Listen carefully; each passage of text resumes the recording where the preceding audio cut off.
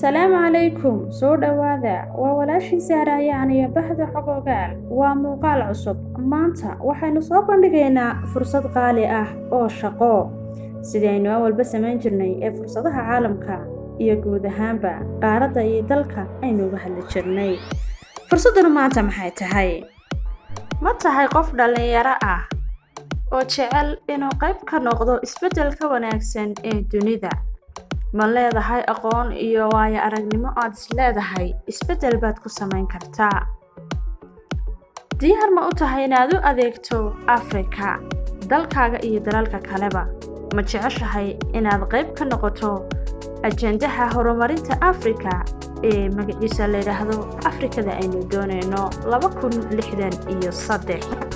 Hadday jawaabtaadu tahay haa, halkan ayaanu kugu soo bandhigaynaa fursad qaali ah oo aad yoolka ku gaari karto. Fursaddan waxa ay tahay ama magaceeda la yiraahdaa Batchka 11aad ee African Union Youth Volunteer Corps, barnaamijka la yiraahdo Young African Professionals. Kooxdii 11aad oo muddo sanadle ah barnaamijkan ka faa'iideysanaysa ayaa sanadka la qaadanaya. waana fursad fiican oo aad ku gaari karto himilooyinkaaga, kor aad ugu qaadi karto xirfadaada shaqo, aad ku dhisi karto waayo aragnimadaada, hogaamintaada iyo dhexgalka bulshada Afrika iyo aqoontaada Afrika guud ahaan. muddo 12 bilood ayaad ka shaqayn doontaa meel ka baxsan dalkaaga. waxaad baran doontaa bulshooyin cusub iyo dhaqamo cusub oo aad la qabsan doontaa, aqoon ka kororsan doontaa, naftaada ku dhisi kartaa ururkaaga iyo waliba dalkaadu adeegaysidba.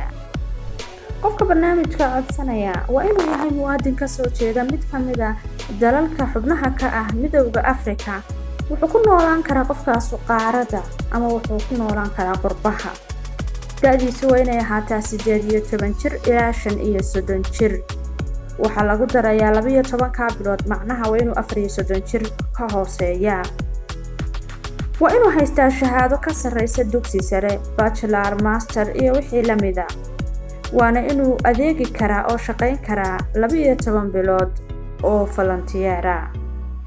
jecel yahay inuu ka shaqeeyo ka howlgalo dal aan ahayn dalkiisa oo Afrika ka tirsan, yaqaana ugu yaraan mid ka mid ah luqadaha Midowga Afrika, kuwaasoo kala ah Carabi, English, French, Portuguese. afartaas mid ka mid ah waa inuu si fiican u yaqaanaa.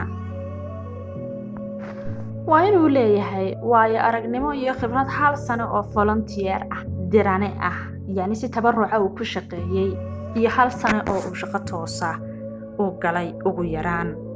qofkaas waa inuu ahaadaa qof leh qualities-ka ama tayooyinka ah ruuxda nool ee jecel Afrikaanka ama aaminsan Pan-Africanism-ka. diyaar u ah oo ay ka go'an tahay inuu waayo aragnimadiisa iyo aqoontiisa uu la wadaago Afrika oo uu ka shaqeeyo isku xidhnaanta, wada shaqaynta, nabadda iyo horumarinta Afrika. qofkaas inuu yahay qof jecel inuu u adeego bulshada oo uu noqdo hogaamiye bulsheed, qof ay ka go'an tahay inuu si fiican u shaqaysto, qof ah solution oriented ama heli kara xal si fudud, natiijo fiicanna soo saari kara, awoodi kara inuu ku shaqeeyo oo ka gudbo caqabadaha adag, inuu u helo xal dhibaatooyinka deegaanka, qof ixtiraam leh oo tixgelin kara dhaqamada ka duwan, fikradaha ka duwan, diimaha kale, mabda'a ka duwan, qoomiyadda ka duwan iyo wax kasta oo kala duwanaansho ah. qof leh awoodaha gudbinta shakhsiga ah oo heer sare ah iyo xirfadaha habaynta. qof liilsan oo wax qaadan kara, madax bannaan oo isku kalsoon, leh karti iyo dadaal, dadkana la shaqayn kara, kaligiina wax qabsan kara. qofka guuleysta waxaa lala geli doonaa heshiis 1 sano ah, 3 bilood oo horena waa promotion period. jinsi kasta ayaa codsan kara, rag iyo dumar. waxaase la dhiirigelinayaa hablaha aqoonta leh inay ka qayb qaataan. qofka ku guuleysta waxaa laga daboolayaa qarashka ku baxaya shaqada tan bilow ilaa dhammaad. Midowga Afrika waxay qofka guuleystay ka dabooli doonaan waxyaabaha kan. tigidhka bixitaanka iyo soo laabashada waxaa la siin doonaa gunno bilo ah. wuxuu heli doonaa caymis caafimaad ama adeegyada caafimaad baa laga dabooli doonaa muddadaas.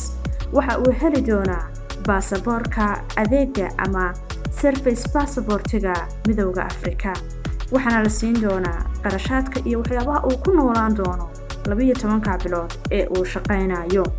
volunteer marka la leeyahay macnaha lacag buuxda baanad ka qaadanaynin, laakiin lacag jeebkaaga ah ma bixinaysid. dhammaan qarashaadku waa kuwo la daboolay ama la bixiyay. qofka codsanaya waxaa laga rabaa inuu ciwaankan inoo muuqdo galo oo uu akoonka samaysto, dabeetana raaco tilmaamaha meesha ku jira.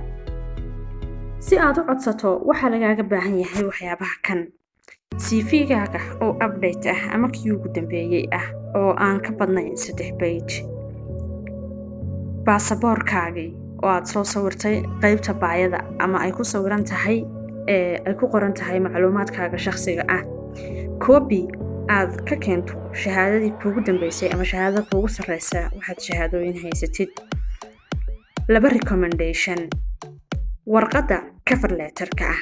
warqadda cover letterka ahi waa inay sida tan u qornaataa ama waxyaabahan ka jawaabtaa. maxaad u codsanaysaa barnaamijkan African Union Youth Volunteer? maxaa kaa dhigaya tartamaha ugu fiican ama aad kaga duwanaan kartaa dadka kale? waa maxay xirfadaha aad ku soo kordhin karto barnaamijkan iyo organization-ka aad la shaqayn doonto?